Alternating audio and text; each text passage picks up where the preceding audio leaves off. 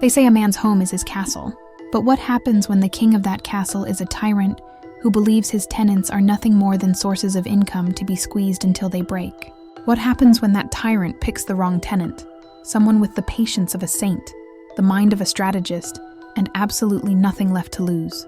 Tonight's tale comes from the darkest corners of Reddit, where property disputes become psychological warfare, and revenge is measured not in days or months, but in years of methodical destruction.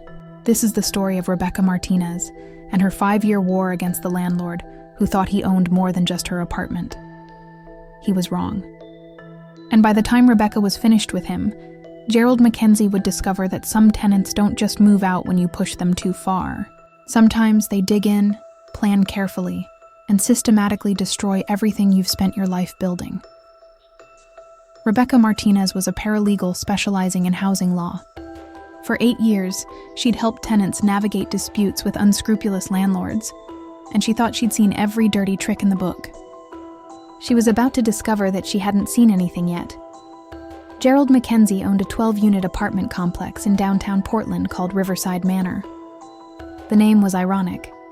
There was no river nearby, and nothing about the building could be described as manor-like. But Gerald had dreams of gentrification profits, and he was determined to force out his long-term tenants to make room for young professionals willing to pay triple the rent. Rebecca had lived in Unit 4B for 6 years when Gerald bought the building. Her rent was $800 a month for a one-bedroom apartment that would cost $2,400 in today's market. She was exactly the kind of tenant Gerald wanted gone. Most landlords would have simply raised the rent or refused to renew the lease. But Gerald Mackenzie wasn't most landlords. Gerald was a sadist who enjoyed the psychological manipulation almost as much as the financial gain. He was about to start a war that would consume the next 5 years of his life and ultimately destroy everything he owned. The campaign began subtly. Gerald would schedule emergency building inspections that required Rebecca to be home during work hours. When she couldn't accommodate his schedule, he'd threaten eviction for failure to cooperate with building maintenance. Then came the utility games. The heat would mysteriously stop working during winter months. The hot water would be temporarily unavailable for weeks at a time. The building's internet would be disconnected because Gerald claimed the tenants were abusing bandwidth. But Gerald's masterpiece was the noise campaign. He began renting the units above and beside Rebecca to college students who threw parties every night.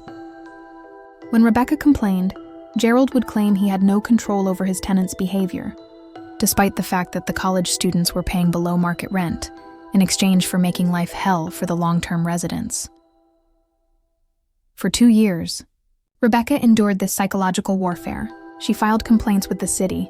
She organized tenant meetings. She even hired a lawyer.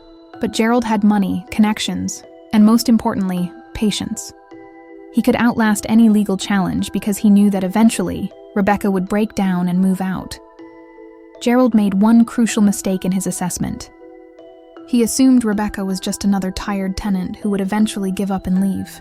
What Gerald didn't know was that Rebecca wasn't just any paralegal. Rebecca specialized in landlord-tenant law, and she had spent 2 years not just enduring his abuse, but documenting every single violation, every illegal practice, and every criminal act Gerald had committed. Rebecca wasn't planning to move out.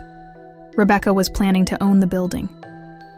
The turning point came on a rainy Tuesday in November.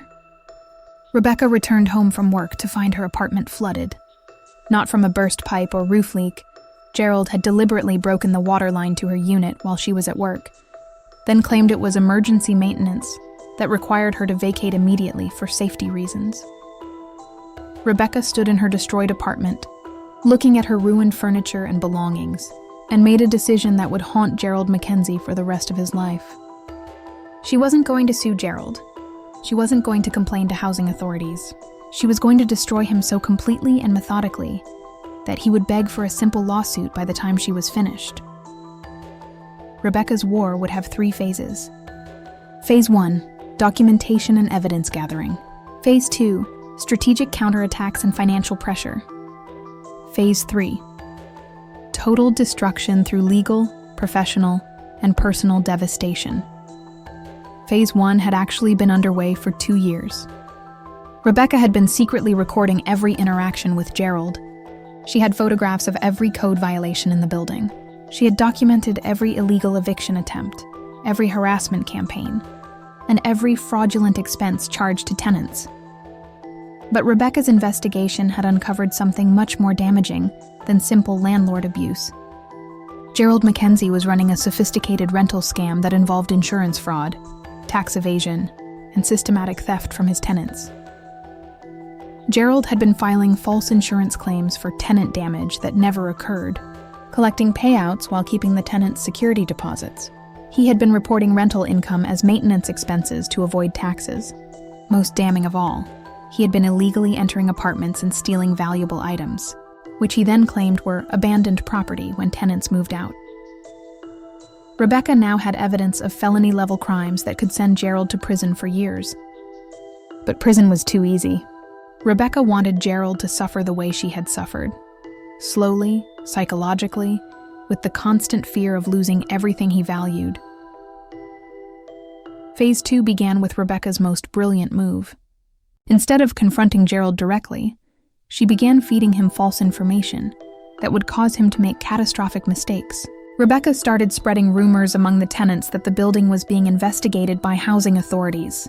Gerald, paranoid and panicked, began making desperate attempts to cover up his illegal activities. Gerald started evicting tenants without proper notice, thinking he needed to clear out problem residents before investigators arrived. But there were no investigators yet. Gerald was creating new legal violations based on Rebecca's psychological manipulation. Next, Rebecca began a campaign of financial pressure. Using her legal knowledge, she helped other tenants file legitimate complaints against Gerald for every violation she'd documented. 12 tenants filed individual cases for habitability issues, harassment, illegal entry, and theft of personal property. Gerald suddenly found himself fighting dozens of legal battles simultaneously, with legal fees mounting into the hundreds of thousands. His insurance company began investigating the suspicious frequency of his claims. The state revenue department started auditing his tax filings based on anonymous tips about unreported income. But Rebecca's psychological masterpiece was still developing. You see, Rebecca had discovered something interesting about Gerald's personal life. He was divorcing his wife, and the property portfolio he'd built over 20 years was the primary asset in their divorce settlement. Rebecca began providing Gerald's soon-to-be ex-wife with detailed documentation of his illegal activities, not as evidence for the divorce, as evidence for criminal charges that would void any settlement agreement. Gerald's wife, armed with Rebecca's evidence, hired a forensic accountant who uncovered even more financial crimes. Phase 3 began 3 years after the flooding incident. By this time, Gerald was drowning in legal fees, facing multiple criminal investigations, and watching his marriage dissolve in the most expensive way possible. But Rebecca wasn't done. She was about to deliver the coup de grace that would destroy Gerald's life completely. Rebecca had spent 3 years quietly building a case with federal authorities. Gerald's rental scam wasn't just local fraud. He had been using interstate banking systems to launder money, which made it a federal crime. The FBI had been investigating Gerald for 8 months based on evidence Rebecca had provided, but Rebecca had saved the most devastating revelation for last. Remember the college students Gerald had been using to harass long-term tenants? Rebecca had discovered that Gerald wasn't just renting to them below market rate. He was paying them cash to specifically target certain tenants for harassment. This wasn't just landlord abuse. This was conspiracy to commit harassment, stalking, and criminal intimidation. Gerald had created a criminal enterprise designed to psychologically torture his tenants into abandoning their legal rights. On a cold Friday morning in February, exactly 5 years after Gerald had bought the building, Rebecca executed the final phase of her plan. At 8 a.m., FBI agents raided Gerald's home and office with warrants for bank fraud, wire fraud, conspiracy, and racketeering. Gerald was arrested in his bathrobe while trying to shred documents that Rebecca had already provided to federal authorities. At 9 a.m., the State Housing Authority condemned Riverside Manor due to code violations that Rebecca had been documenting for 5 years. All tenants were relocated to temporary housing at Gerald's expense, while he faced fines of $50,000 per violation. At 10 a.m., Gerald's insurance company filed a civil suit against him for $800,000 in fraudulent claims, with interest and penalties bringing the total to over $1.2 million. At 11 a.m., the IRS seized Gerald's bank accounts and placed liens on all his properties for $400,000 in unpaid taxes, plus penalties that doubled the amount owed. But Rebecca had saved the best for noon. At exactly 12 p.m., Gerald's divorce attorney received a package containing evidence that Gerald had been hiding assets and committing fraud throughout their marriage. Gerald's wife was granted an emergency restraining order and was awarded 100% of their marital assets, including the building where Rebecca lived. By 1 p.m., Gerald Mackenzie had lost his freedom, his business, his marriage, his home, and his entire fortune. He was facing 25 years in federal prison and owed more in fines and penalties than he could pay in 3 lifetimes. But Rebecca wasn't finished with her revenge. You see, Gerald's ex-wife had no interest in being a landlord. She wanted to sell the building as quickly as possible and start a new life. Rebecca, who had spent 5 years documenting every inch of the property, knew exactly what it was worth and exactly how to acquire it. Rebecca formed a limited liability company with other former tenants who had been victimized by Gerald. Using the civil settlements from their harassment lawsuits, they purchased Riverside Manor at a bankruptcy auction for 30% of its market value. Rebecca became the building manager of the property where she lived as a tenant. Her first act was to renovate Unit 4B, the apartment Gerald had flooded, into a luxury space that she now owned outright. Gerald Mackenzie was sentenced to 18 years in federal prison for conspiracy, fraud, and racketeering. His criminal enterprise had generated over $2 million in illegal profits, all of which was seized and distributed to his victims. Gerald's cell at the Federal Correctional Facility in Oregon is smaller than the bathroom in Rebecca's renovated apartment. Gerald's ex-wife used her share of the settlement money to start a non-profit organization that helps tenants document landlord abuse. She named it the Rebecca Martinez Legal Defense Fund, in honor of the paralegal who had provided her with the evidence that freed her from her criminal husband. The college students who had been paid to harass tenants were charged with conspiracy and sentenced to community service that involved cleaning up low-income housing projects.